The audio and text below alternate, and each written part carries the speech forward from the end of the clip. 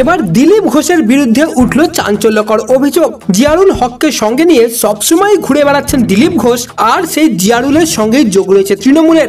এমনই চাঞ্চল্যকর দাবি করেছেন বিজেপি নেতা অর্জুন সিং। তবে এখানেই শেষ নয়, এর থেকেও রয়েছে বড় খবর। মূল বিষয়ে যাওয়ার আগে একটি রিকোয়েস্ট, ভিডিওটিকে অবশ্যই একটি লাইক দিয়ে দেবেন এবং চ্যানেলে নতুন হলে অবশ্যই চ্যানেলটিকে সাবস্ক্রাইব করে নেবেন।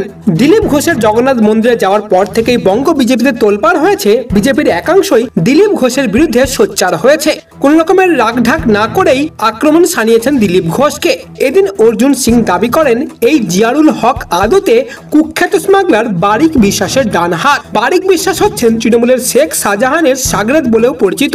দিলীপ ঘোষ তাকে সেই ব্যবস্থা করে দিয়েছেন, এমনটাও জানিয়েছেন তিনি। তার বাড়িতে গিয়ে তাকে পাওয়া না গেলেও ফোনে যোগাযোগ করা হলে তিনি কথা বলেননি। তবে এই বিষয়ে জিয়ারুলের সঙ্গে যোগাযোগ করা হলে তিনি জানিয়েছেন, 6 বছর ধরে তিনি দিলীপ ঘোষের সঙ্গী, তিনি সরকারের দায়িত্বপ্রাপ্ত প্রতিনিধি। তিনি আরো বলেন, বারিক বিশ্বাসের সঙ্গে আমার কোনো সম্পর্ক নেই।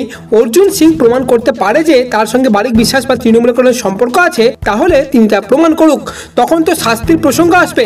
আর যদি প্রমাণ করতে না পারেন তাহলে কি হবে, সেই প্রশ্নে তুলেছেন জিয়ারুল হক। তবে দিলীপ ঘোষের সঙ্গে ইদানিং তার সখ্যতা অত্যন্ত বেড়েছে, এমনটাই কানাঘুষো শোনা যাচ্ছে রাজনৈতিক মহলে।